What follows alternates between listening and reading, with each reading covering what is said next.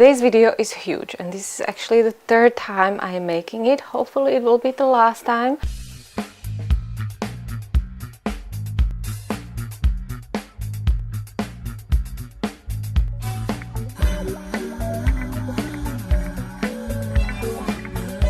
But this video is all about karma.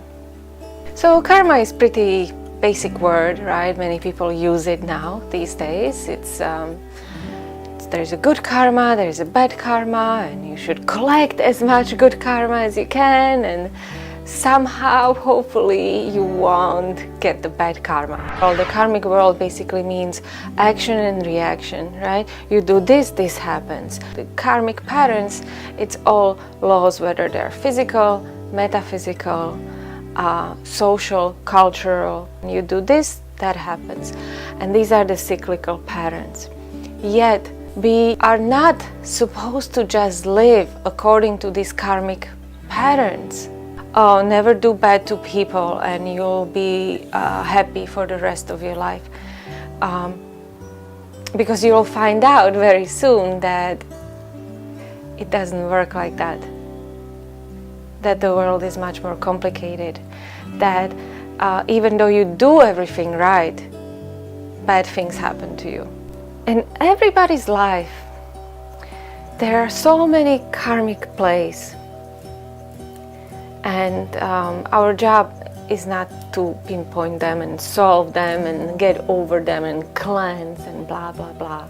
Even Guru Nanak says there's so many karmic plays, there isn't even possible to count them all. You can cleanse every single karma and solve and repay everyone back. But you can transmute it and you can get yourself on another level when that karma just is not as important. Another way I understand karma is limitations. And our job here on earth or wherever in our soul is to experience infinity, to break through these karmic patterns so that we can experience the wider scope of our existence, of our soul. What are you supposed to live is what's called a Dharmic life. And Dharmic life is following your heart, following your interest, following your soul, and where your soul is calling you, and fulfilling your soul's purpose, not your karmic purpose. And when you do that, when you do follow this soul's purpose, a lot of karma as if gets erased, as if it gets pushed into the background. I saw a contortionist and I was like, wow, I didn't think this is possible. But her breaking these rules of what we think is possible and opens other people's mind, and they might find it much easier to break through these patterns as well. And that creates another ripple effect on the whole culture maybe, and then on the whole consciousness of the universe. And that's how it travels.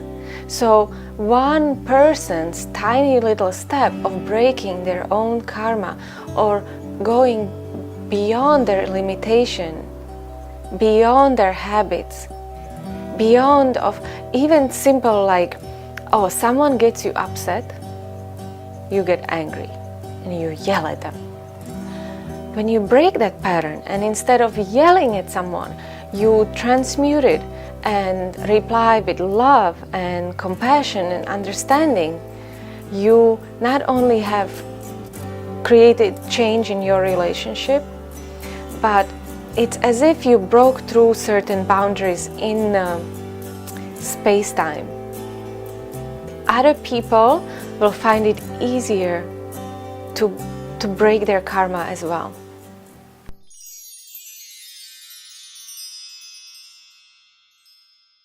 But let's get specific. Let's talk about specific karmas. Number one, how I see there are these layers or levels or categories of karma. One is a personal, almost physical karma. That is the karma that stops you in your tracks when you think too much about yourself and your ego gets fulfilled. If something happens, an apple falls on your head, you stub your toe, or you get some kind of like a, oh, hey, hold on. You're getting way out there. Or it's the karma, it's a basic physical karma of like you treat people a certain way, you get treated back the same way. When that karma strikes back, it's very easy. You recognize the reason why it happened. I was like, oh yeah, duh. I shouldn't have not said that. I should not done that. This is the most basic kind of physical karma on this planet. Yeah, gravity is a karma. These simple little injuries that happen to you, or sometimes big injuries. That is to remind you of like maybe you're going wrong direction. Maybe you have been going in the wrong direction for a long time, and it's very clear to you why that happened, why you are there. It's the second type of karma, and it's called a collective karma. And that one is, as opposed to this previous one, that you kind of see why that happened, the second one is absolutely the hardest to understand, and it seems very unjust. This is the collective karma when innocent people die, whether it's from the disease or war or whatever it happened, right? And it seems like there's no sense to this. People after World War II were always saying like, the world is just senseless. What happened? Why is that happening?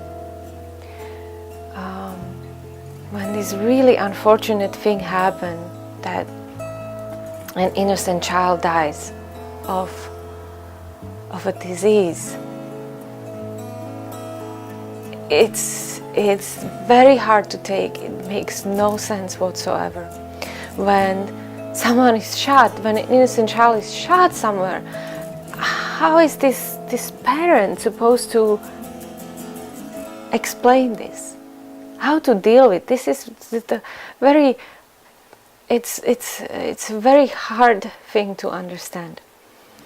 So what is actually happening is that that innocent person is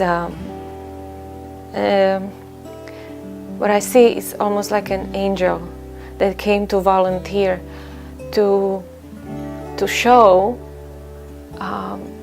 the wrong things that are happening in our collective, in our culture. And just as this karma is so hard to take, it is also very, very hard to change. This is the karma that we as a society or as a culture do all together. And in this herd mentality, we think because everyone is doing it, we don't think there is anything wrong, because everyone is doing it. Medieval Europe was struck, like what they say, like half or 2/3 of people of medieval Europe died from plague or cholera or something. That was terrible. Imagine just walking in a city and then it might be that 2/3 of people are dead. And it's like, what is happening? Why is this happening to us? Where is this disease coming from? What have we done wrong? Why is God punishing us? These were the questions that people were asking, right? And lots of times the answer was like, oh, because of because of the sin. People are being way too sinful. But in reality, why it was happening is because people were not living clean lives. They were living with amount of animals and mistreating animals, and then the poop and their poop, And so people were living in a very unclean environments, and instead of being in like these little villages on their own, but they were just starting to congregate in big cities. So the plague was one of the signs that came and was like, hey, you really gotta clean up here, everything. And of course this was very hard to change. Cancer is another example of this kind of like a collective karma. Because of the way we treat our planet, because of the amount of chemicals that we have, because of all the artificial things that we put in our food, we create and this gene or this disease that is then attacking back. And it's not always attacking the person who is doing the harm. It's not always attacking the person who is eating the most of the unhealthy stuff. It strikes independently. The other day I saw this, well, it looked like a homeless person on a train, and he had this worst kind of thing on his face, like kind of like really bad, like it looked terrible. It was so hard to see. This person is part of my world. His pain is my pain. I won't be able to cleanse him personally because I just saw him for 5 minutes on a subway, but these are the issues that are in this society. And there is a reason for them, and the issues could be because of, we allow people to sleep in a gutter and be infected by these diseases because we don't clean our environments. So this collective karma, when you take an action, when you do something nice for someone else, you are not right away expecting that other person to do something good to you, but maybe another completely indifferent person will do something good for you, and you continue caring for others, whether it's the people you know or it's the people you don't know. Whenever you get a chance to do something nice for someone, do it. That's how we create and change this collective karma for better. Whenever you get a chance to do something for environment, whenever you get a chance to speak up for something else, do it. Whenever you get a chance to change your habit, do it. In everybody's life there might come an opportunity to solve some kind of an issue, so be always thankful if you get an opportunity to help or solve something. You don't have to walk around and be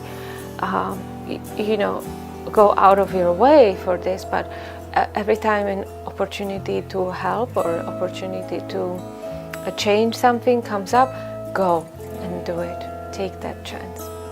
The third category of karma is what I call past life karma. And past life karma is basically like an imprint on your soul that was left from all the experiences you had in your past lives. And some of them were transmuted and you don't have to deal with it, but a lot of it is still needed to be dealt with because your soul cannot get through it, and your soul wants to experience as big scope of life as possible. So and these imprints might be blocking it.